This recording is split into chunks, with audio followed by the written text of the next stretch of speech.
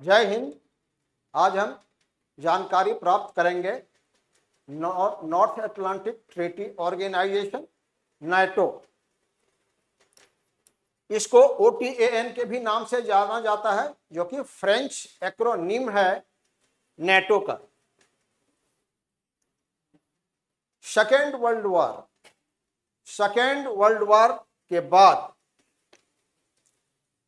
ध्रुवीकरण हुआ, जिसमें एक शक्ति अमेरिका और दूसरी शक्ति सोवियत यूनियन, इन दोनों के बीच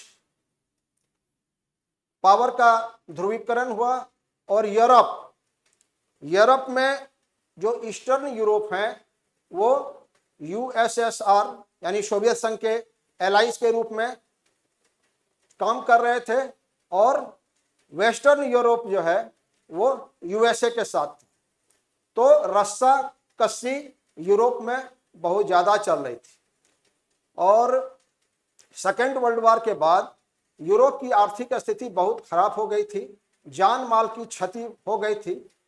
और जैसे सेकेंड वर्ल्ड वॉर के हो रहा था, उस बीच में ही फ्रांस, USA, UK, रसिया, इन लोगों ने तय कर लिया था कि जर्मनी का डिवीज़न करेंगे, और वस्तुतः 4 भाग में इन्होंने बांट भी दिया, जिसमें कि बाद में ईस्ट जर्मनी बना, वेस्ट जर्मनी बना।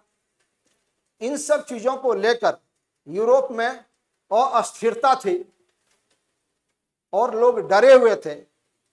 इसको लेकर 1948 में ब्रसेल्स की संधि हुई थी, जिसमें France, UK, Luxembourg,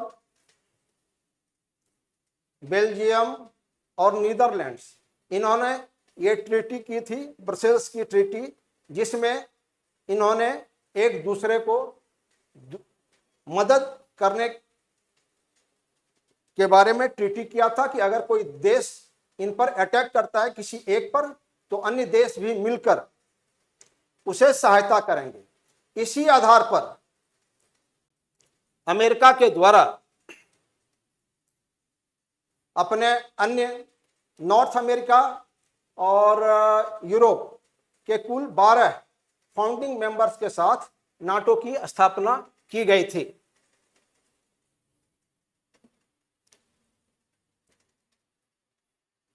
world war II के बाद सोवियत यूनियन कम्युनिज्म स्प्रेड चाह रहा था यूरोप में, ताकि कम्युनिज्म जो है वो फैलाया जा सके। और दूसरी तरफ अमेरिका चाह रहा था कि डेमोक्रेटिक सेटअप हो यूरोप में। डेमोक्रेटिक यानी कैपिटलिज्म, ये कैपिटलिज्म को बढ़ावा देना चाह रहे थे,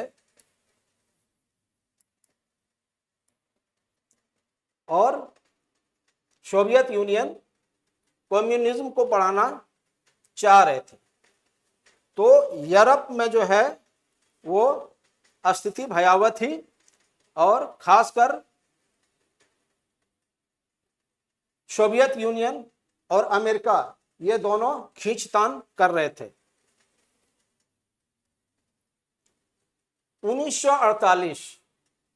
1948 में ये KFC, जो कि कम्युनिस्ट पार्टी ऑफ चेकोस्लोवाकिया है, इन्होंने सोवियत यूनियन के साथ मिलकर वहां जो डेमोक्रेटिक गवर्नमेंट था उसको अपदस्थ कर दिया, इनेकू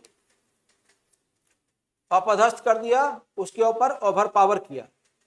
और यह जो तख्ता पलट हुआ चेकोस्लोवाकिया में, इन्होंने यूरोप में एक डर पैदा कर दिया कि कहीं ये जो है वेस्टवर्ड यानी वेस्टर्न यूरोप में ये और अस्थिरता पैदा ना कर दे।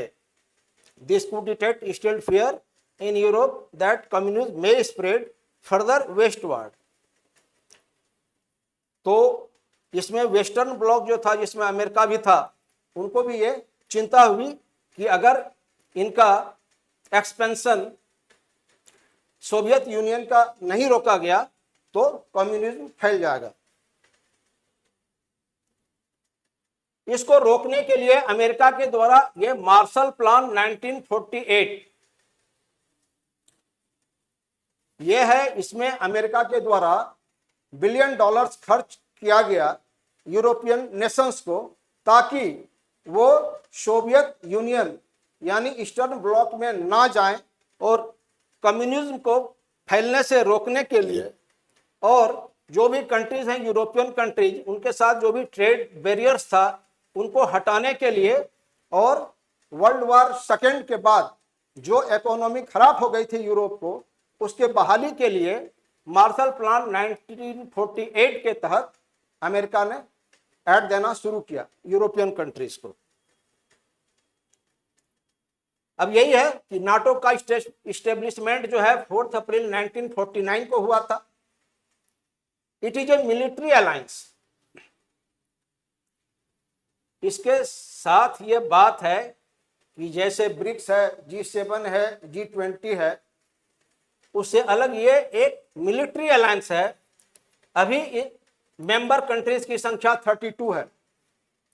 टोटल जो इसके सदस्य हैं देश, उसकी संख्या 32 है अभी। Member states are primarily from North America and Europe.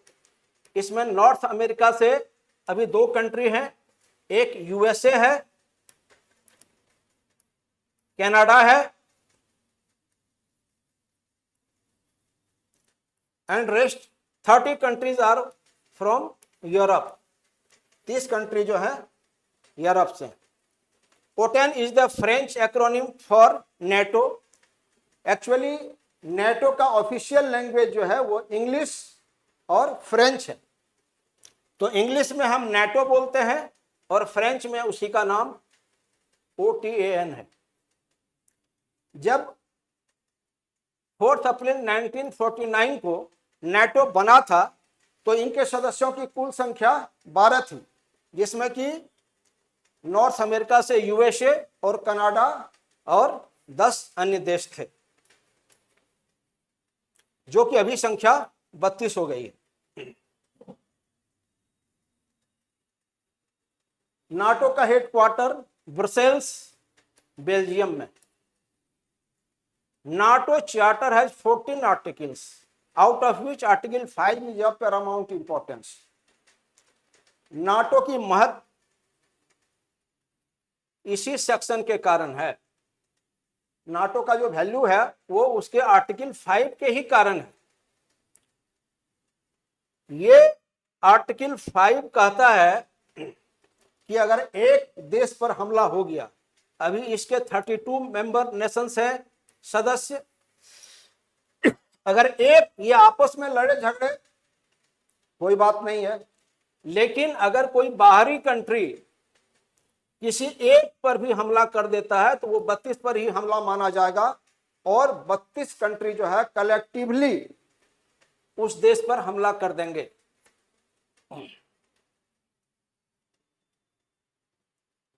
It's official language is English and French.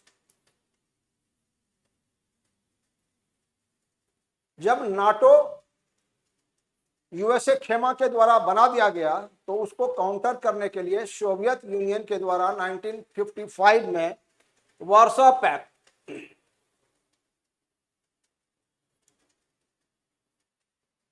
इन्होंने भी बनाया, जो कि एक मिलिट्री और पॉलिटिकल अलायंस था between Soviet union and it's allied eastern European countries. किसके लिए? तो नाटो को काउंटर करने के लिए। भारत की स्थिति क्या थी? 1961 में नॉन अलाइंड मूवमेंट NAM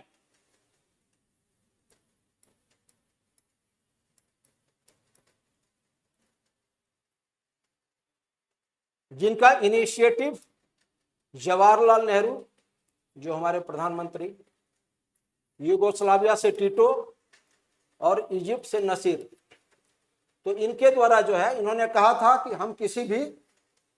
हम निरपेक्ष, हम किसी भी पक्ष में नहीं जाएंगे, गुट निरपेक्ष।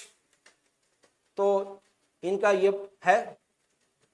अब 1989 यह साल जो है यह सोवियत संघ को डैमेज करने में इस साल की भूमिका बहुत ज्यादा है। वार्सो पैक्ट खत्म हो गया। रिवॉल्यूशन ऑफ 1989, ये क्या था कि कम्युनिज्म के अगेंस्ट में यहाँ विरोध प्रदर्शन यूरोप में होना शुरू हो गया, खासकर ईस्टर्न यूरोप में, जिस कारण कि कम्युनिज्म खत्म हो गया। कम्युनिज्म के खिलाफ था और डेमोक्रेटिक वैल्यूज के लिए इन लोगों ने प्रदर्शन करना शुरू किया, जो कि पोलैंड और हंगरी के द्वारा शुरू किया गया था। उसी साल में देखेंगे होंगे आप, बर्लिन का वॉल, जो बर्लिन को दो भाग में बांटता था और ईस्टर्न यूरोप और वेस्टर्न यूरोप को भी बांटता था, दैट वाज डिमोलिश्ड, उसको गिरा दिया गया था। इतने दिन जो सोवियत संघ यूरोप में वॉर में शामिल रहा, इसके कारण उसकी इकोनॉमी भी रेस्ट हो चुकी थी।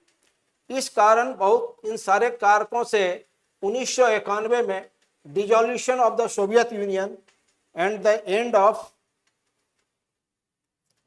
कोल्ड वॉर,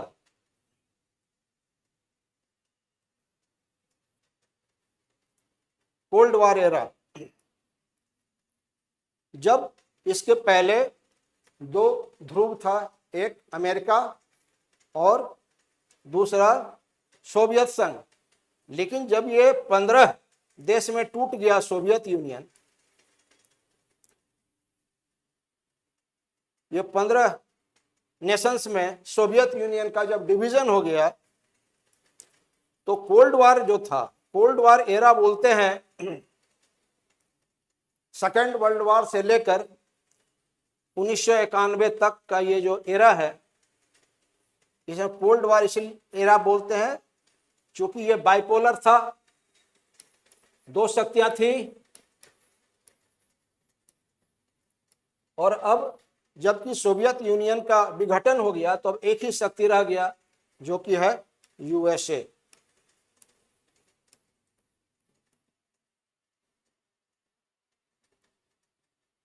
आश्चर्य की बात है कि कोल्ड वॉर पीरियड में Russian threat, possible Russian threat के लिए ही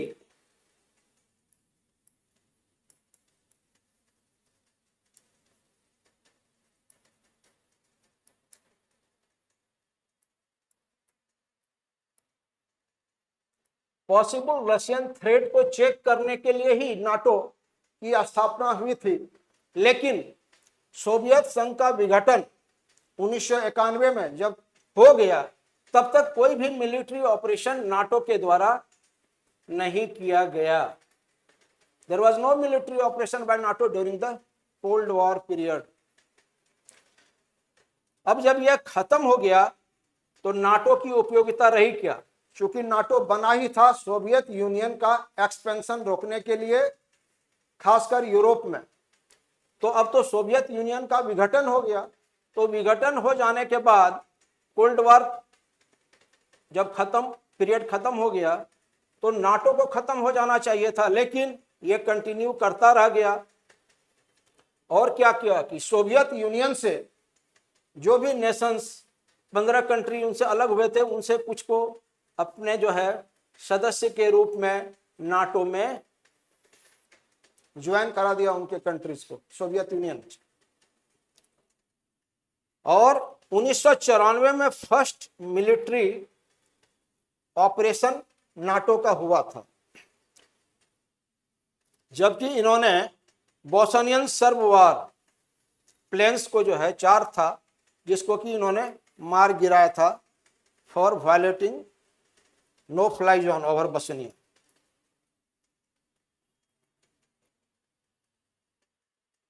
ये एथनिक प्रॉब्लम हुआ था, यहां जाति संघर्ष।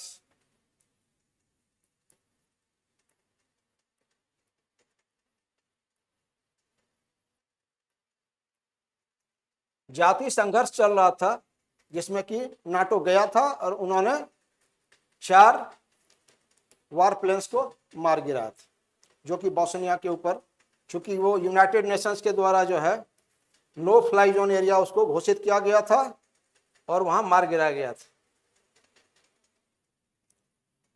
अब ये 11/9/2001 वर्ल्ड ट्रेड सेंटर अमेरिका में हमला होता है। अलकायदा के द्वारा हमला हुआ अमेरिका में, और वो पहली बार था जब आर्टिकल 5 नाटो का जो है जिसका यूज किया गया फर्स्ट बार। उसमें अलकायदा के जो लीडर हैं, यह माना गया था कि अमेरिका में जो अटैक हुआ वो अलकायदा के जो चीफ थे लादेन, ओसामा बिन लादेन, कि उनके द्वारा किया गया है, टेररिस्ट एक्टिविटी है ये। और मेंबर नेशंस के बीच ये चर्चा हुई कि अमेरिका पर हमला हुआ है तो attack on one is attack on all, attack on one attack on all, यही है आर्टिकल 5। उसके बाद क्या हुआ कि अलकायदा के जो ओसामा बिन लादेन है, अफगानिस्तान में जो तालिबान शासन था उसको कहा गया कि आप ओसामा बिन लादेन को हमें सौंपिए। उसके बाद नहीं होने पर जो है नाटो की सेना वहां गई, तालिबान शासन को उखाड़ फेंकने के लिए। ऑलमोस्ट एक्टिवली इन्होंने जो है 14 तक अफगानिस्तान में जो है नाटो की सेना रही। ऐसे फाइनली 21 में जो है वहां से ये लौटी, यानी 20 साल अफगानिस्तान में जो है नाटो की सेना मिलिट्री एक्सरसाइज करती रही। तो पहली बार आर्टिकल 5 का जो है उपयोग अमेरिका के हित की रक्षा के लिए किया गया था। और एक नया चीज आ गया, पहले जो सोवियत यूनियन को काउंटर करने के लिए था, यहां देखिए टेररिस्ट एक्टिविटी को काउंटर करने के लिए उसका उपयोग होने लगा। दूसरी बार 2004 में 2003 में अमेरिका के द्वारा जो है लीड करके सद्दाम हुसैन जो थे उनको अपदस्थ किया गया, उनको अरेस्ट किया गया। बाद में वहां जो इंटरिम गवर्नमेंट, अंतरिम सरकार बनी, उसको ट्रेनिंग देने के लिए इराकी सिक्योरिटी फोर्सेस को नाटो की सेना इराक में गई। बाद में आपको मालूम है कि 2006 में जब अरेस्ट हो गए थे सद्दाम हुसैन, तो फिर कोर्ट में जो है उनके ऊपर जो है केस चला और बाद में 2006 में उनको फांसी दे दिया गया था। इस चीज की आलोचना भी हुई थी, नाटो के इस एक्ट की काफी आलोचना भी हुई थी। उसके बाद 2011 में फिर लीबिया में कर्नल गद्दाफी थे। कर्नल गद्दाफी और विद्रोहियों के बीच में जो लड़ाई चल रही थी उसमें to protect the civilians from attack by Gaddafi force and to enforce the no fly zone, इसके लिए जो है फिर नाटो की फोर्स जो है लीबिया गई और वहां इंटरवीन की। और आपको मालूम होगा कि कर्नल गद्दाफी मारे गए थे। कैसे मारे गए थे उस पर अभी भी विरोधाभास।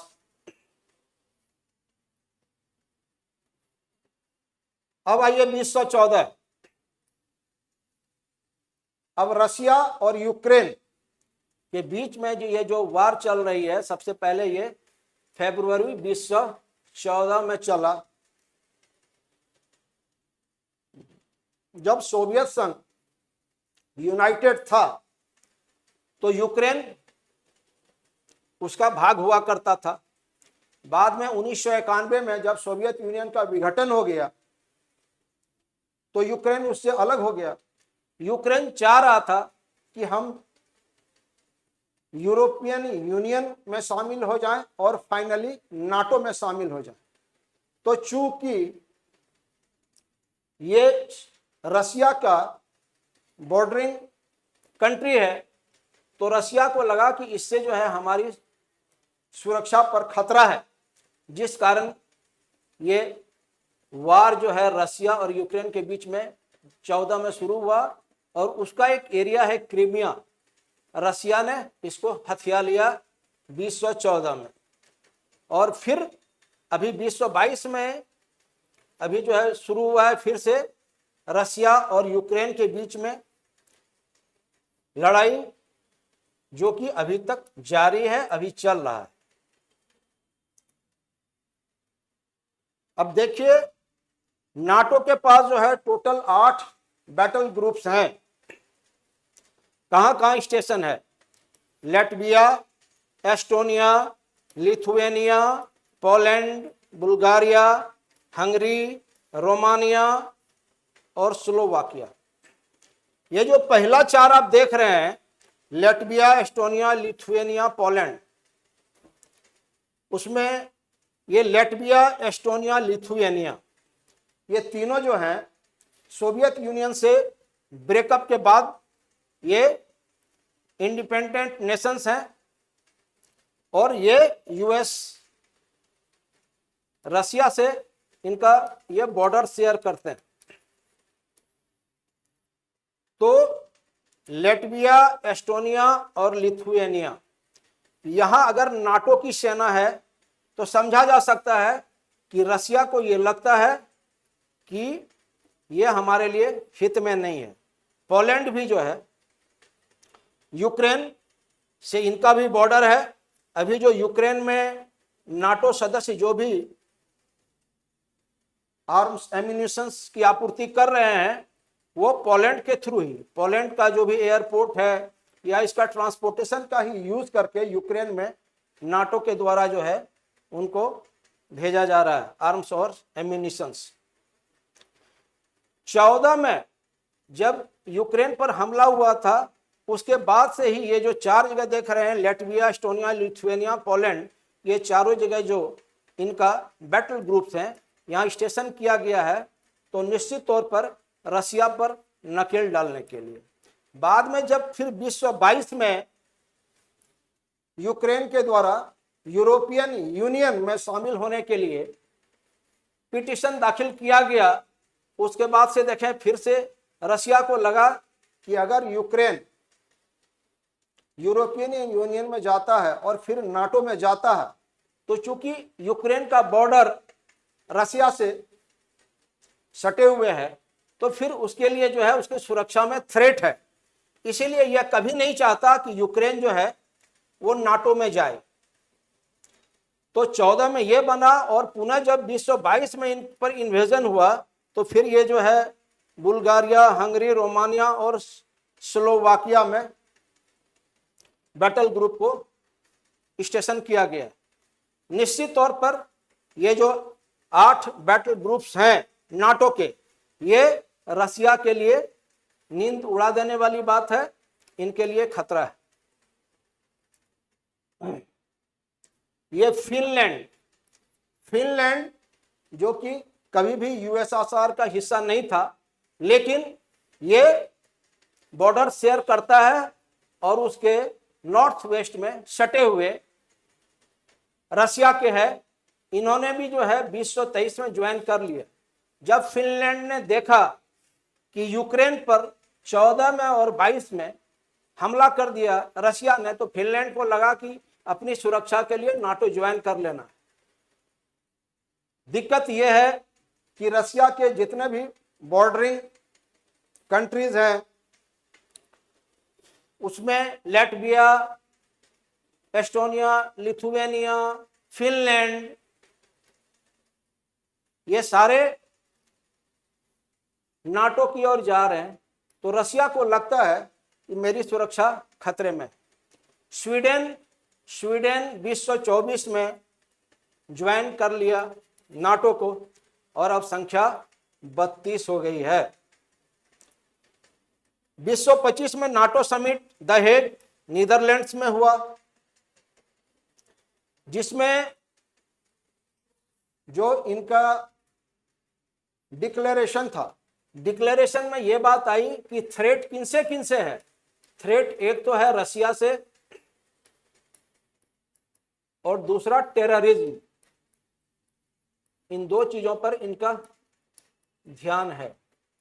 आगे इनका लक्ष्य था, अभी अमेरिका जो है नाटो के 66% जो एक्सपेंडिचर है उसको अकेले वहन करता है, इसीलिए डोमिनेंट अमेरिका ही है नाटो में। वो जो कहते हैं उनकी बात सबको सुननी पड़ती है। अन्य कंट्रीज जो हैं, अन्य 31 कंट्री मिलाकर अमेरिका से कम ही खर्च वहन कर रहे हैं। अभी अमेरिकन राष्ट्रपति के द्वारा हेग नीदरलैंड्स में कहा गया कि हर एक जो मेंबर नेशंस हैं नाटो के, उनके द्वारा अपने जीडीपी का 5% खर्च करना है डिफेंस बजट के लिए। और बहुत सारे जो मेंबर नेशंस हैं उनको लगता नहीं है कि ये उनके बूते की बात है कि 5% अपना जीडीपी का खर्च करें। और अमेरिकन प्रेसिडेंट के द्वारा इस पर जोर दिया गया है कि आपको करना होगा। इसके पहले उनके द्वारा ये 2035 तक का है कि by 2035 you have to spend 5% of your GDP. और इसके पहले का जो था वो 2%, उसको ही बहुत सारा मेंबर नेशंस अभी फुलफिल नहीं कर पाया है। और 5% अचीव कर पाना मेंबर नेशंस के द्वारा जताया गया है कि इतना संभव नहीं हो पाएगा। तो हम लोग नाटो के बारे में आज चर्चा कर रहे थे। और लास्ट में थैंक यू।